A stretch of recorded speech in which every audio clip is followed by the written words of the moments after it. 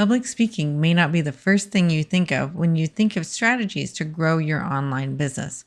But today's episode is going to inspire you to step into your voice and share your message with confidence, whether you're a seasoned speaker or the thought of a mic makes your palms sweat. And we talk about how you can grow your online business through speaking. Today, I'm joined by Juanita Wheeler, a powerhouse in the world of public speaking.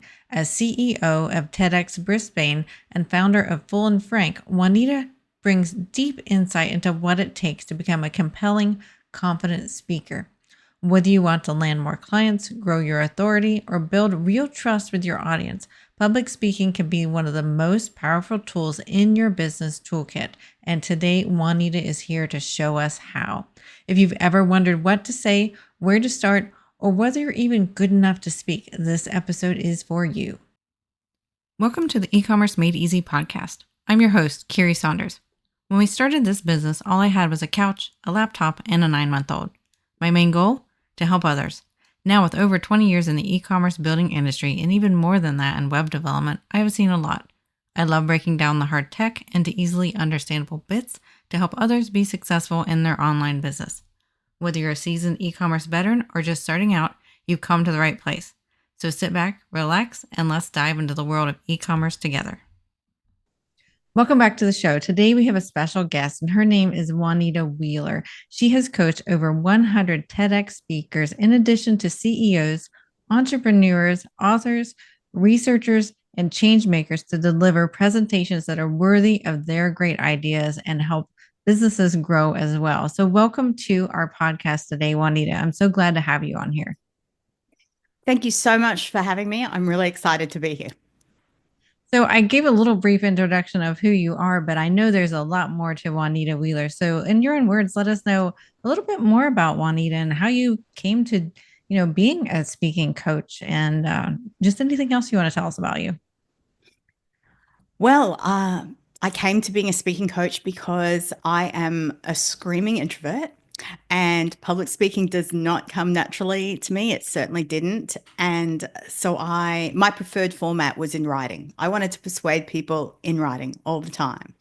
And then I found myself professionally in situations where, I had to accept not everybody likes to read comprehensive proposals, and decisions aren't always made through documents. Quite often, decisions are made not in the boardrooms, but around water coolers as people will make compelling arguments, which annoyed me. But, I got to the point where I was, whinged about that for a little bit and then realized that wasn't doing me any favors. So I decided that I would, despite it not feeling comfortable for me to do, if I cared about my ideas, if I cared about my business, if I cared about my career, then this was something I was going to have to learn to do, and step outside my comfort zone. I knew that the type of public speaking I wanted to do, which, by the way, if you step outside of your house, you're public, and speaking in public, you're public speaking. So it's not reserved just to stages. So if anyone says, oh my gosh, I'd never public speak, I'm like, do you talk while you're in public outside your house? You're public speaking. Let's just learn how to step it up a little bit so you can also do it in discussions with your boss or with your team or in pitch meetings or on stages. So the type of speaking I knew I didn't want to do was that dramatic monologue, glee club speaking, all arms. It's not a dramatic monologue that I was interested in. I'm not looking to be a Shakespearean, theater performer. I wanted to do persuasive speaking that results in somebody saying yes to my idea or my plan or my proposal, or to buying a product or a service or investing in my company, whatever it was at the time.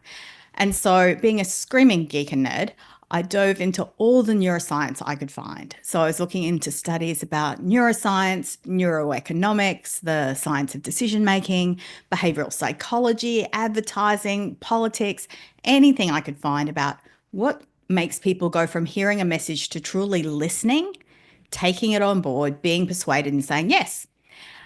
And so then I applied that as a guinea pig to myself. At the time, I had different roles, but one of which was working in a multinational based out of Texas.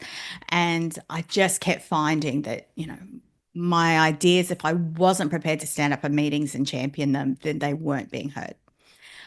So I used myself as a guinea pig. It started working. And then other people would come to me and say, can you teach me how to do that? And so I was doing it internally while still in working in corporate. And then about 12 years ago, I decided to go and start my own company, which is called Full and Frank because I am. And that was that's more catchy than comprehensive but blunt, which would be the other way to describe my style. And so now that's what I'm driven to do. Along the way, I also started, I was a TEDx speaker myself and a volunteer, and then I started running TEDx Brisbane here in Australia. So all of these things came together. And so now I'm just dedicated. The reason I do what I do and my purpose is to help other people who have great ideas, great research, great products, great services, great businesses that they're looking to champion to learn how to articulate that and present it in a persuasive way that gets their target audience to say yes to whatever their strategic objective is. Wow, like that is just like I just can't even believe like everything you said there. Like that is so useful and like it's just you kind of blew my mind there, Juanita, because I hadn't really thought about needing to learn how to do public speaking in a facet like that in your job, talking to your boss, doing sales, talking to your customers. I mean, I know we do a lot about, how do you communicate with your customers verbally, or not verbally, but in written form on a website. But to be able to do it in a verbal form, I mean, it makes total sense, of course, because, you do need that neuroscience behind it. You do need the strategies and the techniques and the steps, to follow to make your what you're saying persuasive. But I hadn't really put it all together quite like that. I love how you really put that together and made it such a valuable, useful tool for business owners. And I love how you're sharing your knowledge with others. I think that's just perfect and an underutilized, I feel like, skill that a lot of business owners aren't learning or using. 100%, which, and I understand why, because like I say, that was the last thing I wanted to do. But reluctantly and begrudgingly, I had to get to the point where I realized this is not an optional skill. If you are serious about being heard, about building your personal brand, about championing your company or your products or your services, or trying to get distribution deals, or trying to get your product into a department store, or trying to get investors, all of these things, you need to be out there championing your ideas. And that's going to require persuasive speaking, whether you like it or not. But don't panic. It is not something, you are not born a good speaker. There's this misconception out there that some people are just born good speakers and some people aren't. That's complete rubbish. It is a skill. It is a skill just like any other skill. It's like plumbing. If you wanted to be a plumber, I would go and find the best plumber I could to teach me exactly how to do it like a master. And then I would practice and practice, and I'd get it wrong a few times. And then I'd practice some more until I got really, really good. And that is how I would learn to be a really great plumber. And public speaking is just the same. I think the only really big difference is the fear that's associated with public speaking. And so that really holds people back. And there are a whole range of reasons. But the most important takeaway is, and I'm biased, full disclosure, but public speaking is one of the best ways to grow your business. For a range of reasons, and I can talk a bit about those, but we're not doing it. The vast majority of people are not out there championing themselves and their business through public speaking. And yet, it is one of the best ways to establish yourself as a leader in that field, as a knowledge expert, as somebody who should be the first person people think of whenever they think about what your business or your company, the field in which you work. And yet, the vast majority of people aren't doing it.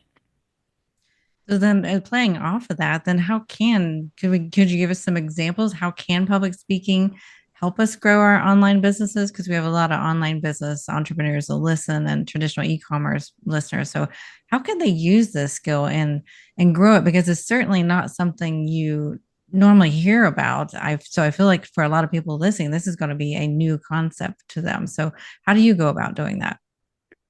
So There are, first of all, I will put a link in the show notes because there are a couple of free guides on my page that I think will really help people. One is how to get started in public speaking, and the other one is how to grow your business with public speaking. That talks exactly about all the ways in which you can do it. But to give you a couple of examples of how this works really well, first of all, if you are smart and strategic about where you speak, then you get a pool of target audience of your ideal target audience, your ideal customer avatar, in a particular room that you didn't have to organize. So if I go and speak at a conference and these are my people and I've done my research, and I know exactly where they are. So a lot of people talk about, I'm doing these great, lookalike audiences and my social media advertising is all extremely targeted. And then I will say to them, great, what are the major conferences and events that your target audience attend each year? And they don't know the answer. And I'm like, somebody else who is not you is marketing to those people, is selling them tickets, is bringing them together, is organizing their accommodation, dealing with their dietary requirements, and bringing them all into the same room. So instead of pitching to one person or 10 people, if you get to speak to someone somewhere where there's 50 or 100 or 1,000 people in a room, you've immediately dramatically increased the number of people in your target audience that you are speaking to from a stage. So first of all, scale is one of the immediate values, getting those people in the room, and you didn't have to deal with the drama of getting them there. Secondly, anytime somebody invites you to step on a stage and talk about what your area of expertise is, they are immediately elevating your status as an expert in that field. And the more reputable the organization is that's hosting that event, assuming it's not you, because then it doesn't really work.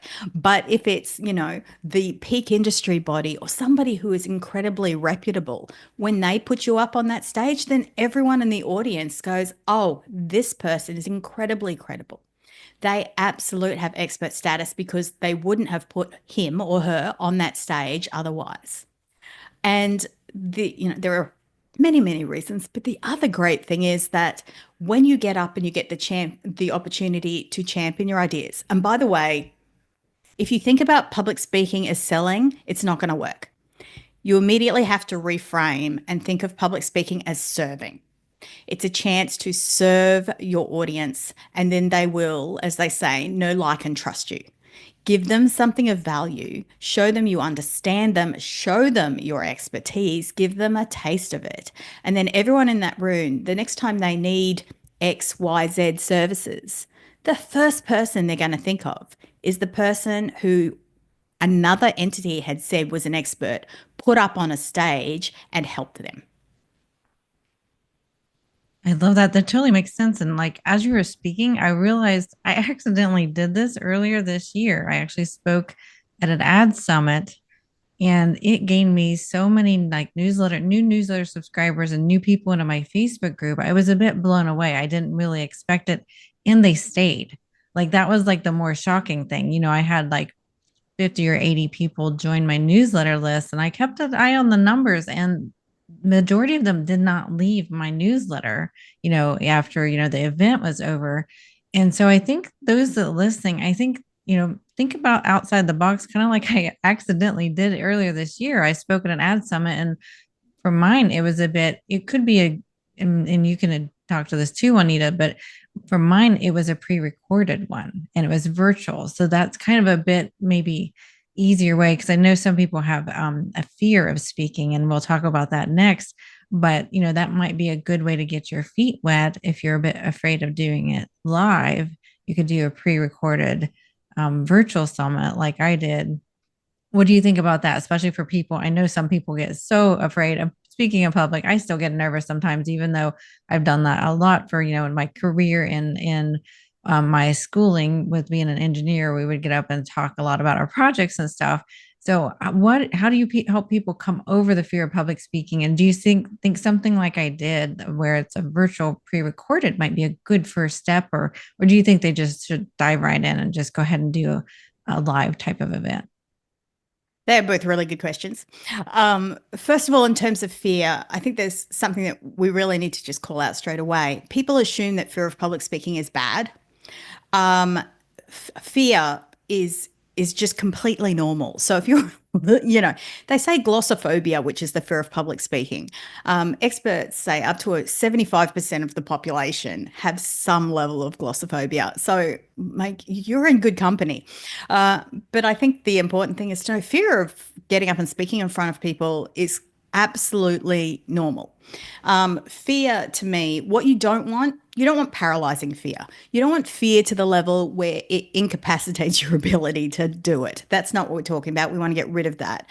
But healthy nerves, which is, how I frame it, healthy nerves is a good thing. Healthy nerves is natural. Healthy nerves says, I care about this issue, and I want to do a good job.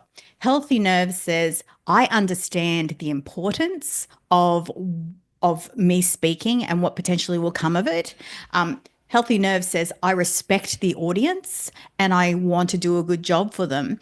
And healthy nerves says, I care about this topic. When people, I am far more concerned and often don't work with speakers if they tell me I have no fear or no nerves about public speaking. Because what that says to me is you're not dialed in to making sure you deliver for that audience.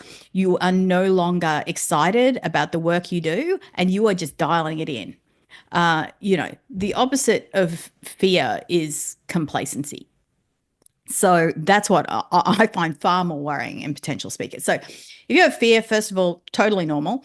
And we'll talk about like the different stages of fear in a second, but completely normal. But what you want to do is make sure you transition that from paralyzing fear, if you have that, to healthy nerves, which is a very, very good. It can help you, get a jolt of adrenaline before you walk on the stage. It helps you, do a good job. It means that you care, and it also can help give you that shove to do the preparation that you should and that your audience deserves prior to going and speaking. So, just in terms of fear, that's a really important preface. There are lots of different ways that you can tackle fear, which again, perfectly normal. But some of the things, the first thing is you got to own the fear. People say I have a fear of public speaking, and I try to shut that down as soon as humanly possible when I'm working with clients or TEDx speakers, because the fear is not of public speaking. That's a really vague term, and it just, when people say that, it sounds like it's final, it sounds like it's forever, it sounds like it's absolute, and it sounds like it can never be changed, and none of those things are true. Typically, when people say they're afraid of public speaking, they're not really afraid of public speaking. They're afraid of what will come as a result of them public speaking.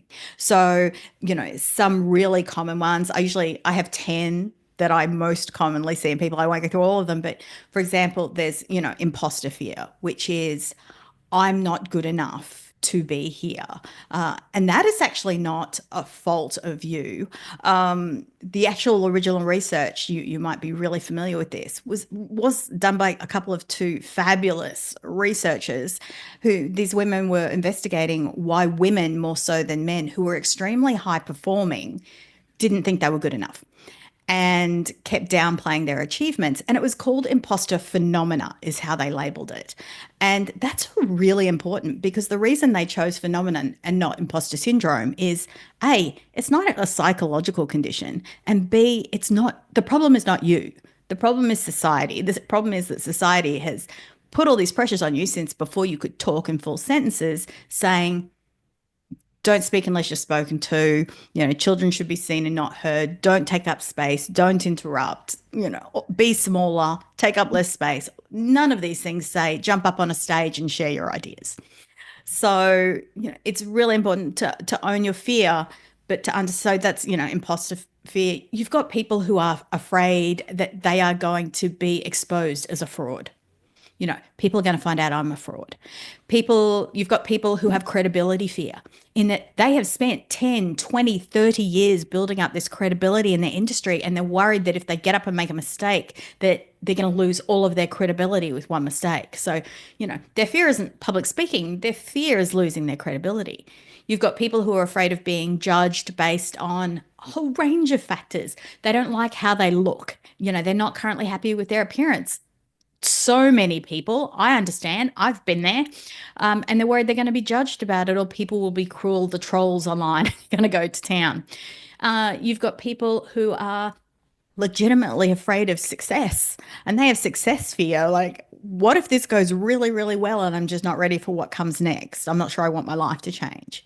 You've got people who have, fear, that the opportunity fear, which is, it's like 8 Mile, Eminem, I only get one shot ever. And so, do I really want to blow my one shot on this particular thing if I'm not ready? And that's not true. There's not only ever one shot, but there are all these different types of fear. You're not afraid of public speaking. No one I have met or worked with has ever really, when we get into it, are they afraid of public speaking? They're afraid of something else that public speaking it might potentially expose. And once we go through it, work through it, name it, and then we go, excellent, there are strategies for all of these things that we can work on. So, for example, someone who says, and I get them to do like we do a spreadsheet. I'm a nerd. And we have two columns. And one is, okay, what are you legitimately, very specifically afraid of? And then what are you going to do to minimize that happening? So, someone who has credibility fear, they're worried they're going to blow their credibility with a single line of or an error. I'm like, great. Not great that you have fear, but great that we're now naming it. And they might say, I'm worried I'm going to use an incorrect reference or a piece of, factually incorrect information, and then all of my credibility will be blown. I'm like, great. Column one, use an incorrect source or an incorrect piece of data and lose my credibility. Okay, I'm like, great. In column two, what actively are we going to do with the time we have between now and then? It's, 40 days away. You can get up half an hour early or an hour early every day and make this work. What are we building in? We're going to fact check this out the wazoo. You're not going to use a reference unless you've got two peer-reviewed source reference data. You're going to also give it to people who you trust in the industry to also double check you. Cool. Now we have a plan. So we don't have to like have this vague thing permeating our brain whenever it wants to walk in, inciting fear about the public speaking. No, no. Now you have a plan. You're in charge. So yes, fear, you can overcome it. You need to know what you're afraid of. Then we need to formulate a plan, and then we need to put it into action. And in terms of your second question about, is a recording a good place to start, a pre-recorded thing? Absolutely. There are a variety of things, I talk about mindset shifts as a real starting point for if you're going to do public speaking. And the first one is know and name your fear, like really, like we just talked about. But one of the others is let them. If you're worried that people are going to judge you, just, let them do that and do it anyway. But there are some things you can do that are going to help you make you more comfortable if you're just not there yet. One of which, go and get a really great outfit. Just one that makes you feel good, and for some of us who, that's going to mean a horrendous trip to the shops and, bad lighting and in your face mirrors. But, if you can find one outfit that makes you feel good, then that's going to help. Podcasting is a great way to start if you are really, really nervous, because particularly if you're concerned about how you look or you're worried about being in front of an audience, you're not there yet, because that's a very personal journey. Start with audio only podcasts. They don't even have to see you, but you can practice articulating your message. Then step up to video podcasts. I mean, we get to record, we get to decide our lighting, what we wear, and you get to do it in comfortable pants, which is also a bonus. And so, choose that. And doing pre-records for a conference is exactly the same. You get to do your public speaking, you're honing your message. It's not out there in public yet. That's going to be your goal. But if you're not there yet, this is a really great way to start honing your message and then work on the steps that you need to take to feel comfortable getting there. And I think the other thing on that journey is to know, if you aren't comfortable, don't have your first thing necessarily going and speaking on a stage in front of 400 people. Start some small things. Ask your boss, hey, can I present a 10-minute workshop or a 10-minute update or a 5-minute update at the next staff meeting? There's lots of small little things that you can do. Or can I talk at the next parents and citizens meeting or my next, mum and tots group about a particular topic. Create opportunities to start speaking small and then grow the size of the audience and also the importance of the topic as you feel more and more comfortable. Well, and so you really broke it down there. And as you're talking, I could totally visualize, okay, what would be my fear in talking in front of people? And how do I, overcome that? And so I love how you really break that down for people who work with you, because I feel like that's so important and so empowering for them to have, a real solution that they can use to feel more comfortable and feel more confident and just know that they can get it done and can do it. So I love how you nerd out there, because I'm a total nerd too, as I know, and I'm actually a total introvert too. So we're kind of pretty similar there. Although I can be extroverted sometimes, but I love how you really look at your client's perspective and look at the person, trying to learn how to speak more and pulls apart a little bit about their brain and how their brain works so that you can help them, accomplish this wonderful goal and get past those fears. Yes, I think it's really interesting because I'm all about evidence based. So, everything evidence based. And I'm like, there has to be a formula, there has to be a framework that will work. And I'm going to test it on me and then, as it turns out, help others with it. But in the original, when I was first doing it, I was looking at persuasion techniques and strategies and articulating the argument, and all of that is incredibly important. If what you actually write, and then say, so the actual persuasive arguments that you make, understanding your audience, where are they, what do they need, how can you help them, and then articulating that in a way that is clear and compelling while also making them care and being authentic is incredibly important. What I didn't realize when I first started doing this work was one of the things, when we're talking about fear and we're talking about all this hesitancy speaking, is I tell my clients and the people I work with, okay, we need to start with owning your awesome, because you have awesome. That's why you're going to speak. You don't have to be awesome.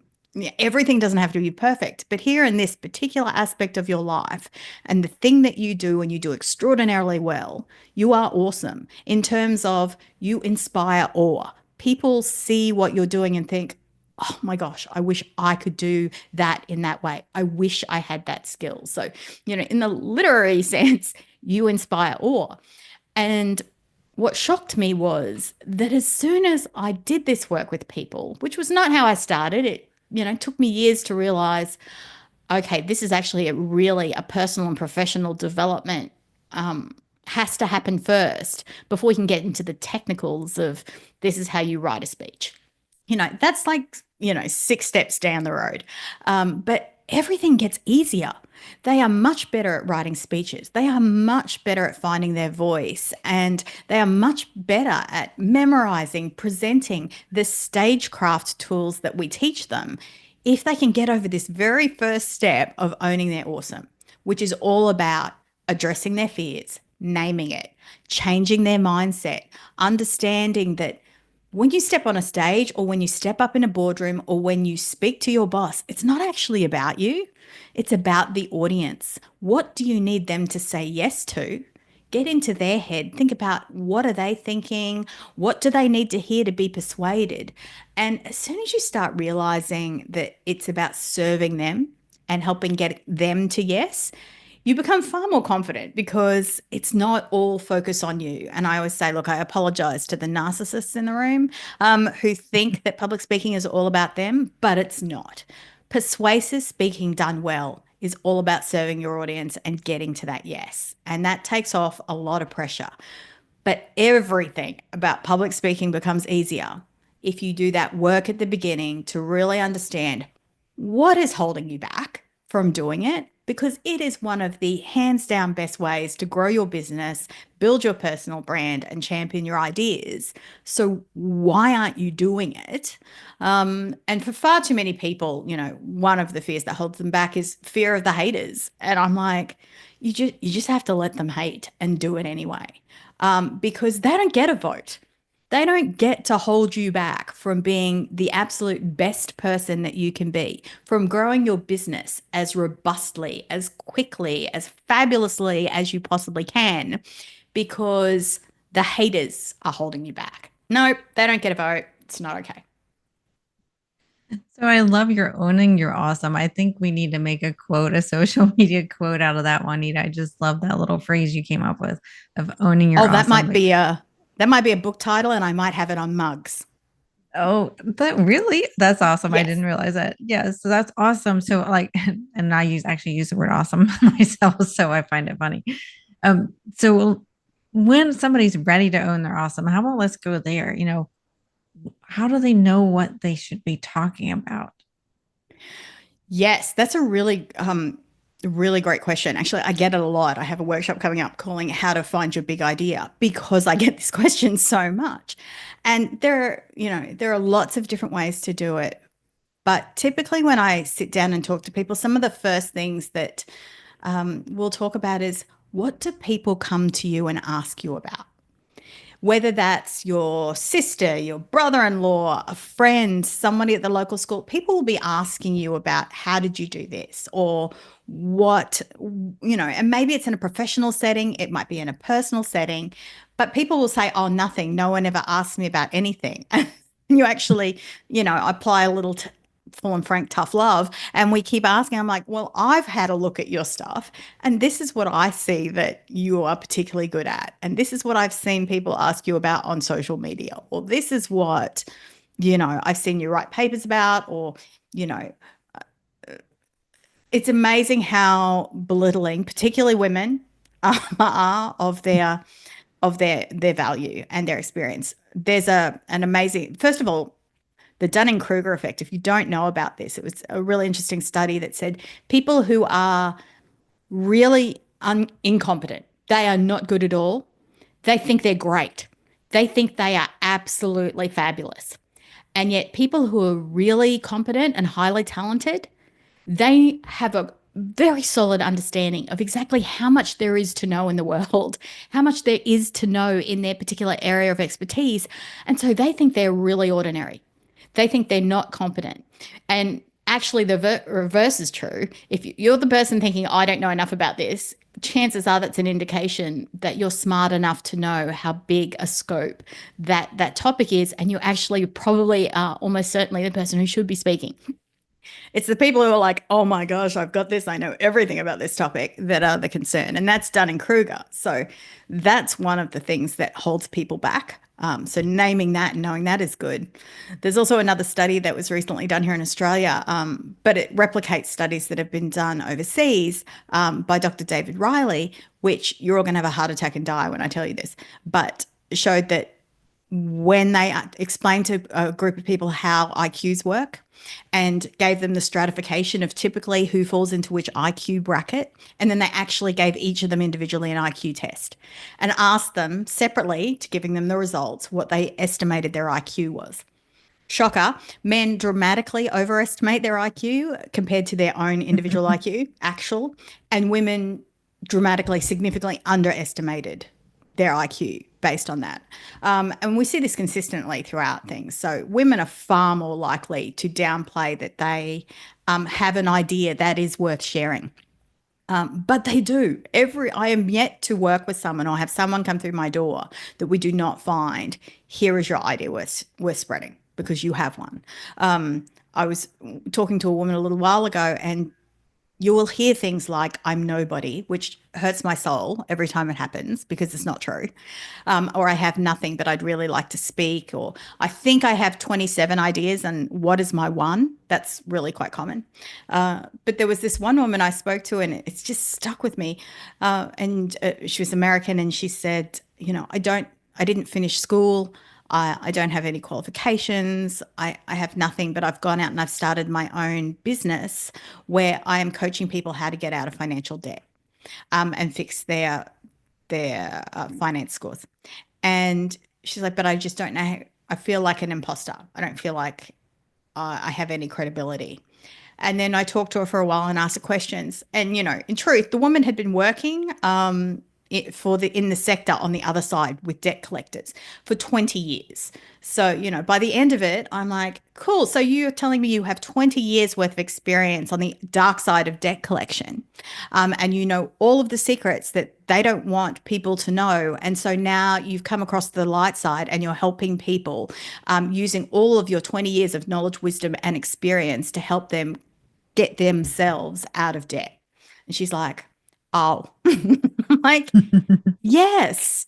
Then that's your great idea. You might have 20 others, but at this point in time, because you don't have only one great big idea in your life. Most people don't. Most people will have several. But at that particular time, you know, her friends, her family were asking her, hey, I'm having a little problem with debt or my credit score. Have you got any tips? And she had heaps of tips. So that's one way is A, what do people ask you about? B, what is something that, if I lined up 10 people in a row that would be different about you and your experience that you could add value to somebody in need? And three, what are you passionate about that you would like to help? And you also have expertise in that area in some form. And that expertise doesn't have to be 3 degrees. My family laughs about me liking to collect degrees as my hobby. I've got 3 masters, but you do not have to have degrees. You might have lived experience. People who have cared for elders, with degenerative illnesses, or people who have lived in 5 different countries and have experiences being multilingual and living overseas, or people who can cook an amazing vegan whatever. These are all experiences and skills and qualifications they have that they could share. It doesn't have to be degrees on the wall. I think you gave quite a few really good nuggets and reminders in there too for us listeners and even myself. And I can even think of some of my friends and my business friends that really need that reminder that there is something in you that you're really great at. And you don't have to have a degree for it. You don't have to have X, Y, or Z certifications or anything. You just have to have experience and passion for it. And I think that's a great reminder for us for, what can we speak about? What are you passionate about? What do people ask you? I just love that how you remind people and lift people up because we need that. And I feel like it's really easy in society, especially for women, to get minimized and to get told we're not as smart and we shouldn't be speaking up and things like that. So I love how you're just so supportive of others, no matter their gender, but also of especially of women who are in our typical society, is told we're not as smart, we're not as bright, we're not as successful. So I just love how that you use your job to help others feel good about themselves in a healthy way. Thank you so much. And I think, I'm a great example of exactly what I just said, in that, I've come from, I've previously worked in biotech and I've worked in, other leadership roles and I've worked in nonprofits. But when I got to the point where I said, well, what should I be focusing on? And then thought, applied to myself, what are people most asking me about? What does it make me happy when I lay my head on the pillow at the end of the day and I feel like I did a really good job? And it was helping other people find in themselves what is their big idea and then being able to champion it in a way that was strategic and persuasive, because otherwise you're just flapping your gums. I'm not interested in flapping your gum public speaking. I'm interested in, and when people go, I'm like, how did it go? And I talk to people like, oh, I'm a great public speaker. People always applaud at the end and tell me I did a good job. I'm like, yeah, I don't really care about that. Did they say, what was your strategic objective? Like, were you looking for investments? Were you looking to add people to your funnel? Like, what did you want them to say yes to? And did they? Because that's the success metric I care about. So when I worked out, well, what am I going to focus on? What am I going to go out there and speak on? What is my big idea? Um, and there were so many things I could have done. My TEDx talk from a decade ago, it has nothing to do with this. It has with what I was working on at the time, which was, funding models for nonprofits. But if you ask me today, what is my big idea? Well, my big idea is all about how to help every single person find out what is their big idea that could make their neighborhood, their community, their industry, or the world better, and how to help them champion that idea, whether that's big or small. Because, oh my gosh, even when I approach people to give TEDx talks for my event, predominantly, overwhelmingly women. And I will say, and by the way, we've watched them for 2 or 3 years and read everything they've ever written before we approach people. We have a very serious vetting process. And then I will reach out to somebody, and invariably, 50% will say, oh my gosh, I've always wanted to give a TEDx talk. I'm so excited. But 50% will say, I think you've emailed me by mistake. And I haven't. And overwhelmingly, they're the women, not all, but overwhelmingly. And when you go and speak to them, for example, someone will say, I think this is an error. And I'm like, well, my understanding of what you're doing, this is somebody who runs a medical innovation lab. I'm like, I understand that you found an extract of an Australian native plant that in your lab, if you introduce it to mammalian cells that have the Zika virus, in the lab setting, it's killing 100% of the Zika virus without any damage to the cells. It's not in human trials yet, but if it happens and it works, then there's not going to be any more birth defects around the world for kids with Zika. And she's like, yes. I'm like, you know what? Yes, you are the person that I wanted to speak to. And by the way, you need to come and speak on my stage. But, people seem to think you have to either have cured cancer, gone to Mars, or done some incredible, that no human has actually achieved. There is no human who's ticked those boxes. But that seems to be the metric of what people think, and predominantly women. Unless I've done one of those things, I have no awesome to share, which is so wrong. But yeah, so prolific. So, that's my purpose. My purpose is to use all the skills that I have to ensure that people understand public speaking is an amazing tool that you should be using to spread your ideas and grow your business and make things happen and establish yourself so everyone knows you're an expert and hears your voice, to help them overcome their fears and channel it into healthy nerves so they can be absolutely fantastic and make compelling arguments, and to totally change the way that they champion and speak about their ideas, not just on one stage on one day, but going forward for the rest of the career and the rest of their life, so they never, ever feel this diminutive or self-doubting way ever again. So after listening to you, I feel personally more empowered and more compelled to pursue this and to do this more myself. And I can totally see the value in it. So, and I'm hoping our listeners too are feeling this from your passion and your energy behind, everything that you do. So if somebody's listening and they want to get started on public speaking in some format and, whatever that might be comfortable for them to start off with, how should they get started? What are the first few steps they should do to get started on that journey? Well, I think there's a couple of guides that are going to help them. It will really walk them step by step through the through starting. So if they're interested, they can find that at fullandfrank.com/tools. There are some free tools there. Just grab them. They're very good. They're the things I wish somebody had told me 20 years ago. But the thing you need to do to start is, if you're just going to start with one thing, like grab out some pen and paper, find yourself some quiet time, and just really ask yourself, what are you afraid of? You haven't been doing this. You haven't been out there public speaking to champion your business, your products, your services, your ideas. What is holding you back? Because we hate that guy in your head who tells you you're not good enough or there are reasons not to do that. Beep that guy. We're not, he has no place here. So write down, what are you actually fearful about? And then own it, and then go, excellent. There are things, what can you do to stop that happening? So, is it that you don't feel, you're worried that you're not going to be able to memorize it? There are totally things you can do to help you memorize.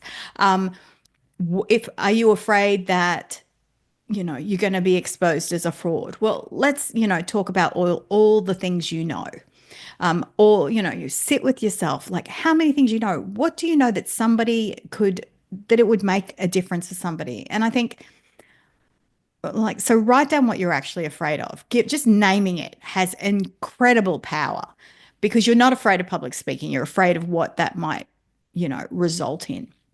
Um, and then I think the other thing to do is you have to completely change your focus about public speaking being about you because it's not. Um, I want you to sit down and write down who would benefit from your big idea today if you told them. And your big idea, by the way, might be just something that saves somebody 10 minutes in the morning when they're making their kids' lunches. But that's 10 minutes every day for the rest of while their kids are at home. It doesn't have to be curing cancer, it doesn't have to be going to Mars. Who needs to hear your idea and how is it going to make their life better? And then if you do have an idea, and you do, or an experience or a piece of knowledge that could help somebody in this world and it's going to make their day, their week, their life better, then don't you have an obligation to share that with them? And given that you do, isn't it worth it to put in the work to A, get that information to them, which has the completely fabulous byproduct of helping to establish you as an expert and grow your business? So, in summary, what I'm hearing you say is we are speaking to serve others. And I love how you wrap that all together is it's not about us. We're speaking to serve others. Absolutely. We get the lovely byproduct. We will at the same time elevate our status as experts and grow our businesses, but speak to serve.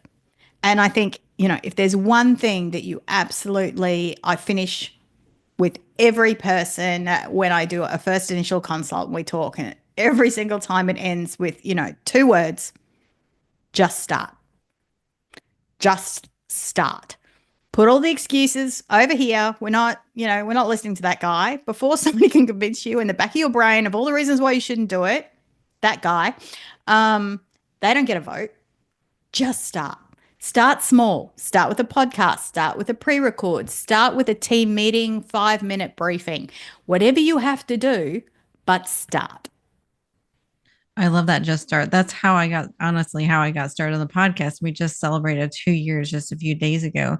And I just had to start because I had some of these fears. I didn't really have fears about what strangers thought about me. I actually had more fears about what is my family and friends who might listen to the podcast going to think about. So it was more of that than I could care less what a stranger thinks about me personally. I mean, obviously, I want them to like me and get value out of what I say on the podcast, but it has less emotional connection than like your family and friends. And so I completely agree. We just got to get started, and don't worry about that. No, and that's actually really common that people will care about family, they'll care about colleagues, they'll care about colleagues thinking they're uppity. Sometimes with our TEDx speakers, we'll be booked, and once it's announced they're speaking, they've actually had colleagues come and say, "Well, why on earth would they want you to speak?" And then I have to, sit them down and remind them all the reasons why we want them to speak and why what they have is value. But yes, there's so many different types of fears, and the other is people are like, well, what if I, through this process, discover that my idea isn't as good as I think it is? Or, what if I prove everybody who said a bad thing to me my entire life? And unfortunately, this is really common. People who have said to people often when they're children or, in inappropriate and coercive domestic situations. So they've said, you're nobody, you don't speak correctly. We have problems with people who've had stutters, people who've been told they're ugly their whole lives, amazing things. And we're going to kick that to the curb and we go through the process. But the diversity of the reasons that people are held back and aren't public speaking are incredibly diverse because no two human beings are exactly the same way. So any kind of cookie cutter approach that says this is exactly how every person should, progress through public speaking, it just doesn't work because people are diverse. The reasons holding them back are diverse, but the reasons that they should be out there doing it and the brilliance of their individual ideas are just as diverse.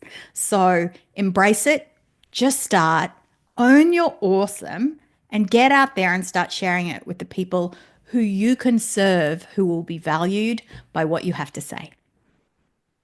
I just love that, Juanita. And I just hope that you have greatly inspired those listening to our podcast to just get started and serve. So thank you so much for being on our podcast today. I thoroughly enjoyed our conversation and learned so much from you. Well, thank you so much for having me. I truly appreciate it. I love all the work you're doing. Thank you, Juanita. So you can find all the links that Juanita mentioned in our episode at our show notes at ecommercemadeeasypodcast.com/105. Again, that's ecommercemadeeasypodcast.com/105. I hope Juanita's words today gave you that little spark to just get started and own your awesome. Whether you're gearing up for a keynote or simply sharing your story on a podcast or live video, your voice matters more than you think. And if this episode resonated with you, hit that follow button and make sure to rate and review us on your favorite podcast player, such as Apple Podcasts, so you don't miss out on upcoming interviews and episodes designed to grow your online business. And we appreciate you joining us, and we will see you next week.